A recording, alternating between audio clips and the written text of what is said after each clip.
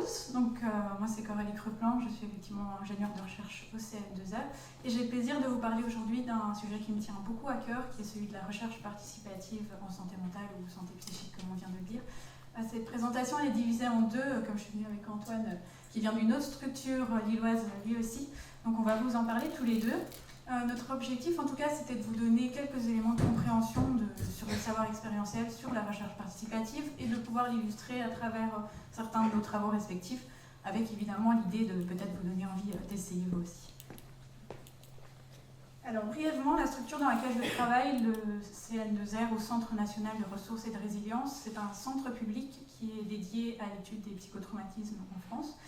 On a pour mission en fait d'apporter aux citoyens, aux communautés et à l'ensemble de la société les ressources nécessaires pour garder ou bien pour retrouver une qualité de vie et un bien-être satisfaisant après la survenue d'un événement potentiellement traumatique. On essaye d'atteindre cet objectif à travers 4 actions principales qui sont d'informer et sensibiliser les différents publics, d'élaborer et de diffuser des outils pour les professionnels, d'animer le réseau des centres régionaux du psychotrauma, parce que pour notre part, nous sommes un centre théorique, donc on n'accueille pas de public, et alors promouvoir et soutenir des projets de recherche, ce dont je vais vous parler aujourd'hui. Et une spécificité de notre centre, c'est qu'on essaye de promouvoir vraiment une approche interdisciplinaire. On va essayer de croiser les savoirs expérientiels avec les savoirs scientifiques. Et cette spécificité, en réalité, elle s'inscrit dans l'histoire même de la création du CN2R, parce que ce centre il a été demandé par le gouvernement à la suite des attentats en France. Et dans ce cadre, le gouvernement a directement mandaté une victime, Françoise Ruzelski, qui était très active dans le domaine, pour réfléchir avec elle à un centre qui soit utile aux victimes. Donc il y avait dès le départ une personne concernée, impliquée dans la création du centre. À l'heure actuelle, pour vous donner une idée, je pense que c'est important par rapport au fonctionnement participatif, on est 14 salariés et on est 12... on travaille avec 12 patients partenaires. Alors on n'est pas tous à temps plein, on a des activités parfois diverses, mais en tout cas on voit qu'il y a un nombre presque égal de patients partenaires et de professionnels. Pour autant, le partenariat, c'est pas juste se mettre ensemble. On sait que voilà, il va falloir surtout essayer de travailler ensemble, essayer de faire avec nos différences, essayer de se retrouver. Et donc au CN2R aussi, ça n'a pas été simple au départ, il a fallu trouver notre façon de fonctionner et ça a pris un petit peu de temps. Et je voulais quand même souligner ici l'implication vraiment d'un de nos 2 co-porteurs scientifiques, le professeur Guillaume Weber, qui est psychiatre et qui a vraiment œuvré pour cette inclusion des personnes. J'aime pas toujours dire inclusion parce que quelque part c'est comme si on les rajoutait après, donc ça me plaît pas toujours, mais en tout cas cette idée de travailler ensemble dès le départ, et il a vraiment impulsé ça tout au long du travail. Et à l'heure actuelle, on a une collègue, Emmanuelle Verquès, qui ne pouvait pas être avec nous aujourd'hui, mais qui travaille à temps plein avec nous et qui a la double casquette d'être à la fois ingénieure de recherche participative et à la fois patiente partenaire. Et en fait, à l'heure actuelle, on a trouvé ce fonctionnement en binôme, elle et moi, et c'est quelque chose qui fonctionne plutôt pas mal. En tout cas, c'est vraiment axé sur nos activités de recherche. Moi, je mobilise plus mon bagage de chercheur et elle davantage son savoir expérientiel dans les activités de recherche qu'on mène et que je vais vous présenter ici. Et elle a aussi, en plus, une valence, elle a aussi en fait un bagage éthique parce qu'elle est aussi éthicienne, donc c'est super intéressant pour nous. Alors, c'est très bien, mais qu'est-ce que la recherche participative, hein, même si on l'a un petit peu évoqué à travers la dernière présentation notamment. Alors la recherche participative, elle vise à impliquer les personnes concernées dans toutes les étapes du projet de recherche, de la définition des questions à l'analyse des résultats, et j'irai même plus loin bien sûr sur la valorisation et ce qu'on peut faire concrètement des résultats. Cette recherche participative, elle s'inscrit en accord avec l'article 6 de la dernière déclaration d'Helsinki, la révision de décembre 2024, qui va mettre en avant vraiment l'importance du partage du pouvoir et des responsabilités entre les chercheurs et les participants, avec l'objectif de pouvoir produire des connaissances qui soient vraiment utiles et qui peuvent favoriser un changement sociétal. Alors, dans la pratique, il y a en réalité différents niveaux d'implication possibles dans les projets. Et comme une image vaut parfois mille mots, si on regarde les ballons sur la droite, on peut imaginer un premier niveau qui soit plus consultatif, dans lequel en fait on va venir juxtaposer les connaissances, les savoirs. Un niveau qui va ensuite être plus collaboratif, on voit qu'on commence à entremêler les choses, on commence à vraiment un petit peu imbriquer nos connaissances.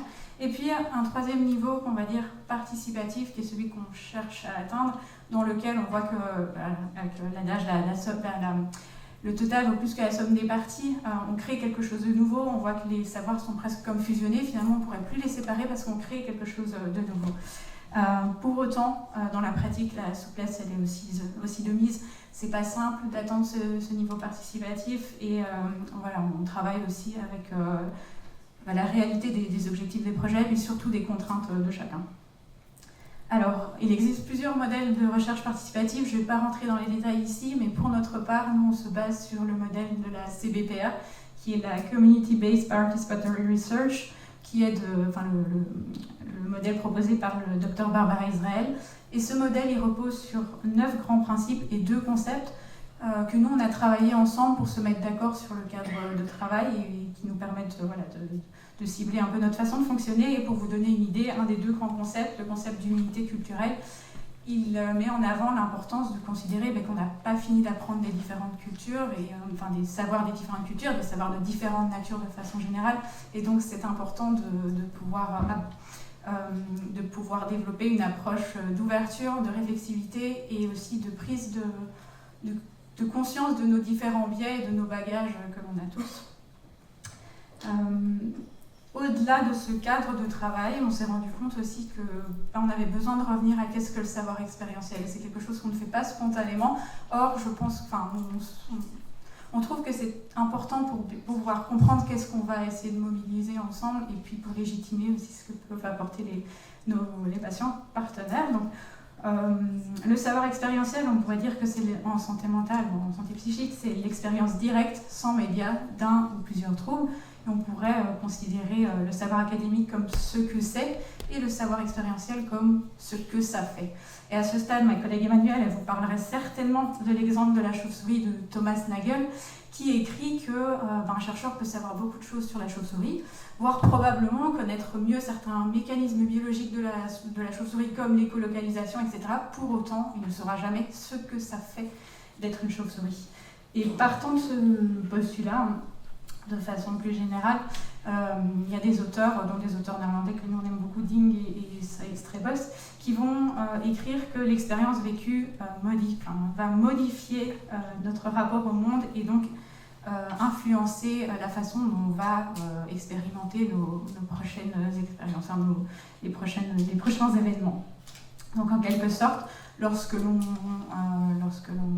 développe une maladie, lorsqu'on développe un trouble psychique ou par exemple à la suite d'un événement traumatique, ça va modifier ce qu'on peut appeler notre profil de réceptivité, c'est-à-dire notre façon de percevoir et de répondre aux éléments de notre environnement. Et sur cette base, on peut alors proposer que le savoir expérientiel pourrait être nos compétences perceptuelles et agentielles permettant d'évoluer dans un monde où les possibilités d'action sont différentes, sont transformées. Alors, je passe maintenant à l'aspect illustration un petit peu de nos travaux. Donc, un élément que je voulais vous présenter notamment, c'est le programme de recherche Ligne de vie, qui est un programme de recherche numérique qu'on a développé dès le départ avec un COPIL qui était composé de patients partenaires et de chercheurs. Et ce projet, en fait, c'est une web application qui permet de mieux comprendre les trajectoires, qui vise à mieux comprendre les trajectoires post-traumatiques avec une série de questionnaires. Donc les participants peuvent s'inscrire et être suivis dans le temps par rapport à la suite de ce qui se passe pour eux après un événement. Un gros enjeu, il y aurait beaucoup de choses à dire sur ce programme, mais un enjeu principal qui est apparu pour nous, c'était vraiment comment est-ce qu'on transpose une étude de laboratoire dans le numérique. Et vraiment, l'apport du savoir expérientiel ici, c'était vraiment, finalement, nous en tant que chercheurs, on va voir ça du point de vue d'une personne qui va bien sans peut-être pouvoir se rendre compte de ce que ça fait de pouvoir répondre à ces questions en ligne seule. Et je trouve qu'il y a vraiment eu cette question d'être plus proche du participant. C'est vrai que les études en ligne, on se rend compte qu'on pose des questions que si on était en entretien, on ne se permettrait peut-être pas de poser de cette façon-là, où on prendrait on aurait certaines attentions envers le participant. Et donc on a essayé de travailler tout ça à travers des groupes de travail sur l'éthique du consentement, le contenu des questionnaires, certaines reformulations éventuelles, vraiment tout ce qui était expérience participant. Voilà, ça c'est d'autres exemples de print screen de l'appli. Donc il y a des ressources qui ont été choisies avec les participants, enfin avec les patients partenaires, etc. Ce qui est aussi intéressant, c'est notre appel à projet, je pense. Donc annuellement, on finance des bourses et on essaye de préparer, de réaliser cet appel à projet avec des patients partenaires. Au départ, on était dans franchement une participation qui était un peu plus symbolique. On ne savait pas trop en fait ce qu'on allait pouvoir s'apporter l'un l'autre. Et puis progressivement, on a abouti à la co-construction d'une grille qui va vraiment essayer de mettre en avant les éléments expérientiels. Donc par exemple, les participants ici, ils peuvent avoir des sections qui sont spécifiques aux apports de la recherche à court, moyen terme d'après eux, l'attention qui est portée aux participants, les éventuels risques, bénéfices, etc. Et ce qui est intéressant et important, c'est que dans ce travail, on s'est rendu compte que, on peut créer cette grille, mais qu'il était super important aussi d'amener les chercheurs à apporter un regard différent sur le projet qu'ils allaient soumettre. Et donc, on a aussi modifié les sections qui leur étaient proposées, essayer de leur demander d'expliciter davantage la démarche éthique derrière leur projet, etc. Et ça a aussi abouti au développement d'une formation d'initiation à la recherche pour les patients partenaires. Dans le même ordre d'idées, on a ouvert récemment un appel à communication, un appel à articles dans le journal européen de psychotraumatologie, et tous les articles qui sont soumis, dans les pre-inquiries, et les articles soumis font l'objet d'une évaluation par nos patients partenaires. Donc on s'oriente vers une lived experience reviewing en quelque sorte. Et on encourage aussi les auteurs à avoir une démarche participative dans l'écriture de leur papier, qui est ici un format de mini-review, sans pour autant, on ne souhaite pas que ça soit une condition nécessaire, parce qu'on ne souhaite pas une injonction au partenariat pour éviter aussi des partenariats de façade. Et puis plus largement, il y a encore plein de choses à faire, et l'idée n'est pas d'ailleurs que de former les patients partenaires, mais de former également les chercheurs. Et donc on est en train de développer à l'international une série de workshops où on travaille ensemble, patients partenaires et chercheurs, pour former d'autres personnes également. Alors je termine avec les apports, avant de laisser la place à Antoine, qui je pense vous expliquera plus en détail certains projets qu'ils ont menés. Le premier apport pour nous, c'était vraiment de pouvoir soutenir une recherche qui soit au plus proche du vécu du participant. Ça, de part et d'autre, surtout chez les chercheurs peut-être, mais en tout cas il y a eu cette conscientisation de l'importance de l'humilité conceptuelle, donc vraiment reconnaître que toute forme de savoir a ses limites aussi, et à quel point on a besoin des uns des autres pour pouvoir développer une vision plus intégrée des choses, et puis la justice épistémique pour pouvoir laisser la place à la parole à tout le monde. C'est un peu bateau, mais en tout cas, pouvoir amener la parole de chacun, et il y aurait encore bien des étapes à franchir sur ce point.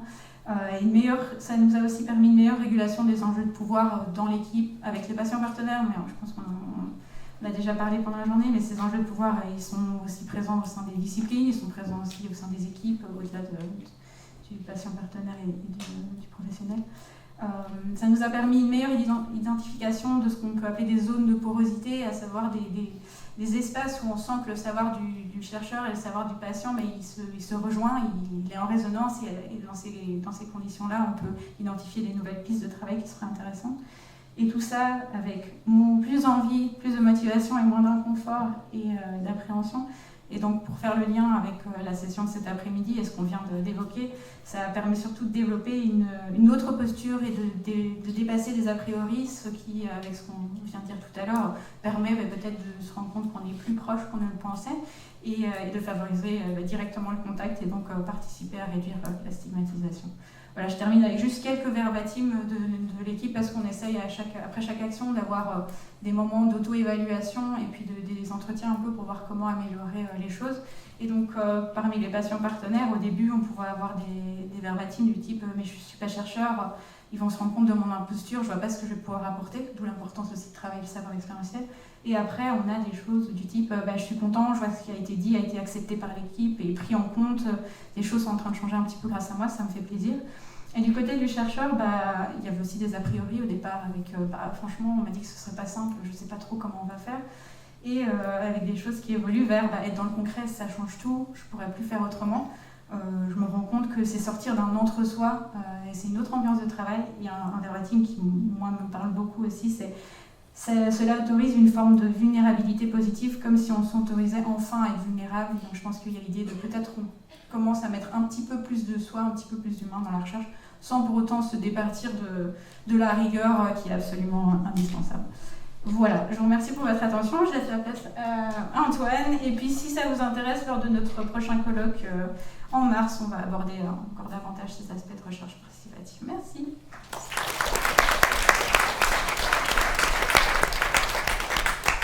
Bonjour à toutes et à tous.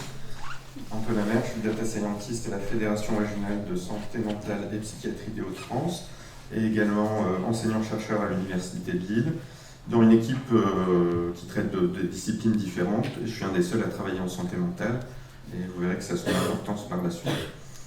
La fédération, elle regroupe 49 établissements de santé mentale des Hauts-de-France et son objectif, c'est d'accompagner les établissements dans leurs projets de recherche, en particulier les professionnels de PSM, donc c'est les hôpitaux, les établissements publics de santé mentale, les CH et les cliniques privées qui n'ont pas forcément les ressources en recherche, contrairement aux centres hospitaliers universitaires. Donc on leur apporte une aide méthodologique, des formations, des ressources. Donc là, vous voyez la carte des établissements qui sont adhérents dans les Hauts-de-France. Alors c'est très dense dans le Nord-Pas-de-Calais, mais c'est parce que c'est une région qui est plus dense aussi. Et vous voyez les différents types d'établissements. Ça permet de faire de la recherche aussi en dehors des CHU, parce que la majorité de la recherche en santé se fait dans les centres hospitaliers universitaires.